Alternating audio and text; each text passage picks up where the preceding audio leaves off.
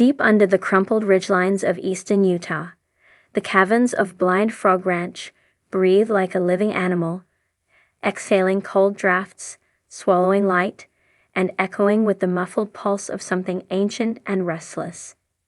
For years, the team at the heart of mystery at Blind Frog Ranch has dug, drilled, and dove into the earth's secrets, chasing legends of buried Spanish gold, anomalous geology, and paranormal whispers that refuse to be explained.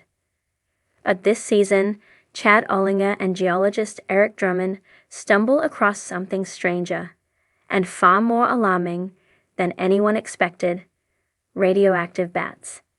Their discovery begins like most things on the ranch do, with a hunch, a clue half ignored, and a sense that the ground itself is trying to speak. A strange spike beneath the mess the morning starts with the hum of equipment and the smell of disturbed soil. Chad, restless as always, is running a portable Geiger counter near an outcropping they hadn't paid much attention to before. A few days earlier, a member of the camera crew reported headaches and skin irritation after filming near the boulder field. That complaint stuck with Chad. The ranch had a way of scratching at the inside of the mind until one followed through. When the Geiger counter crackles louder than usual, peaking well above natural background radiation, Chad calls Eric over. Eric, methodical but drawn to anomalies like a moth to flame, inspects the rocks. The readings make him frown. They're too high to ignore, yet too low to suggest any kind of modern contamination or waste. Something deeper is influencing the environment. The duo sets up a quick sweep. The spike in radiation seems to originate from a narrow fissure descending into darkness. And it's here, inches from the edge, that Chad notices something else: small black pellets scattered like oversized coffee grounds. Guano, Eric says, crouching. Bat droppings. The radiation meter clicks again, louder when held near the guano. Something is wrong in the cave below. The descent into the unknown accessing caves on Blind Frog Ranch is never simple. Every cavern seems intent on repelling visitors: collapsing ceilings, unstable rock, cold shafts of water appearing at impossible depths. But this fissure is different. Instead of vertical drops, the entrance slopes down at a manageable angle. Still, the air pouring out is unusually warm, carrying a musky animal smell. Chad slides a mask over his face. Eric does the same, more to filter airborne dust than anything else. But unease worms its way through him. If the radiation is coming from below, what could be living in it? Lights on, helmets secured, cameras rolling, they descend. The cave narrows before opening into a vault-like chamber. Pale mineral formations glisten like wet bone. The floor glitters with tiny crystals, some glowing faintly in their light. Eric picks up a cluster, turning it over, astonished. These aren't ordinary cave minerals. They're showing signs of radioactivity too. But before he can take a sample, Chad freezes. Do you hear that? A fluttering ripple, soft at first, then rising like a fabric shaken in the dark. Dozens, no, hundreds, of tiny wing beats. The bats are coming. The first encounter the swarm erupts from the far side of the chamber, a cloud of black shapes swirling like smoke. Chad flicks off his light to keep from blinding them. Eric backs toward the wall, protective gear barely enough to slow his nerves. The bats don't attack. They circle, adjusting to the disturbance, then perch in thick clusters on the ceiling. The two men wait as the cave settles again into silence. The air tastes metallic, tinged with something unfamiliar. Eric looks at Chad. We need samples. Chad nods, swallowing the instinct to leave immediately. Approaching carefully, Eric retrieves a bat pellet and seals it in a container. The Geiger counter reacts violently, spitting frantic clicks that echo through the cave. Whatever these bats are feeding on is radioactive, and something deeper in the cave is producing it. Uncovering the source determined to trace the radiation, the team moves farther in. The bats grow sparse, as though unwilling to cross some invisible boundary. The passage widens again, revealing a subterranean pond, its surface rippling with warmth. Steam rises from strange, mineral-rich deposits forming at the water's edge. At the center of the pond, something glows beneath the surface. A vein of unusual ore, a geological hot zone, a man-made object. Eric crouches at the edge, holding the meter over the water. The readings spike off the charts. He stiffens. This isn't naturally occurring radiation, at least not at these levels. But still, it doesn't match industrial waste either. It feels old, ancient. Chad moves his light across the cave walls. Carvings appear, patina-covered markings resembling Spanish symbols, but altered, as if reworked by someone else. The symbols lead toward the water, suggesting the pond. Formed long after humans left their marks. Something drew them here, Chad murmurs, just like it's drawing the bats. Eric runs his hand across one carving. It depicts a mining tool, then beside it, a cluster of bats. This can't be a coincidence. The bat migration mystery back at the surface, the team analyzes the guano sample. The radiation is real. Though low enough not to kill the bats, it is high enough to alter their behavior.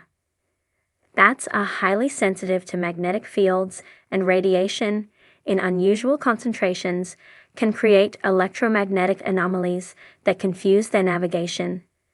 Eric suggests the bats may have been feeding on insects drawn to the irradiated pond or mineral deposits, or perhaps they drink from the water itself. Chad wonders aloud if the bats migrated here recently, responding to something newly exposed by shifting geology, or if they've been nesting underground for centuries, adapting to these conditions. Both answers deepen the mystery. The crew debates the possibility of an unknown ore body beneath the ranch. Uranium deposits are not unheard of in Utah, but none recorded in this specific formation. And none should glow the way the submerged mass does. Eric's imagination runs through scientific scenarios. Chad entertains more adventurous theories, lost Spanish mining experiments, buried technology, or something stranger. One thing is certain, the bats aren't the only things that have been absorbing radiation down there. Dangerous discovery curiosity pushes Chad and Eric back into the cave for a second dive, this time with protective suits, proper sampling gear, and a plan. They return to the pond, its glow pulsing faintly like a heartbeat. Using long-handled tools, Eric extracts a chunk of the submerged mineral. When it breaks the surface, it shimmers with geometric patterns, unnaturally symmetrical for a simple ore. Tiny cavities within the crystal lattice seem to refract light in odd ways. Even Chad, who's seen enough anomalies on the ranch to fill a museum of oddities, looks stunned. Then the cave trembles. A vibration ripples through the stone. Dust rains from above. The pool churns as if disturbed from below. The bats scream. Their shrill cries echo through the chamber as the swarm bursts into motion again, fleeing toward the upper tunnels, as though sensing something coming that humans cannot. Chad and Eric run. They barely make it to the surface before a muffled thump echoes behind them, followed by a gust of warm air. The cave hasn't collapsed entirely, but the passage has definitely shifted. Something deep inside Blind Frog Ranch is waking up, or shifting, and the radioactive bats may be the first warning sign. Piecing the puzzle together as they regroup at camp, the team pores over the new sample. Its structure doesn't match typical uranium ore. Instead, it appears to be a hybrid deposit, part natural mineral, part something transformed by an energy source still unknown. Eric notices microfractures filled with a different substance, something metallic, perhaps introduced long ago. It might support the idea of Spanish miners attempting to refine or alter the ore, unaware of the dangers. If they expose radiation without understanding it, they may have fled, sealing the chamber as best they could. But Chad thinks the story goes further back. The carvings in the caves seemed older than Spanish. Could this be linked to indigenous legends of glowing stone buried under the earth, or earlier explorers who never survived to tell their tale? Then there are the bats, their presence suggesting that the ecosystem adapted in ways unseen anywhere else. The ranch suddenly feels more alive and more dangerous than ever. The unexpected threatens nightfalls, strange behavior spreads through the wildlife near the ranch. Deer move erratically. Coyotes howl in patterns not heard before. The bats themselves leave the cave in uncharacteristic daytime flights, swarming across the sky like restless shadows. Their sonar seems disrupted, their patterns chaotic. Chad, watching the horizon, feels a tightening in his chest. Blind Frog Ranch has always been unpredictable, but this time, nature itself is reacting. Eric warns the team that the bats could become aggressive if their senses are distorted enough. Radiation doesn't just affect their bodies, it affects their perception. And if they are protecting a roost or reacting to an underground disturbance, they could easily become territorial. Despite the danger, Chad and Eric refuse to back down. The radioactive deposit is unlike anything they have encountered in 3 seasons of exploring the ranch. The bats, while alarming, offer valuable biological data that could reveal how long the radiation source has been active.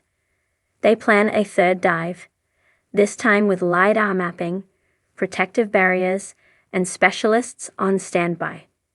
The goal is to uncover the full extent of the subterranean pond and the glowing formation beneath it. If the deposit is expanding or shifting,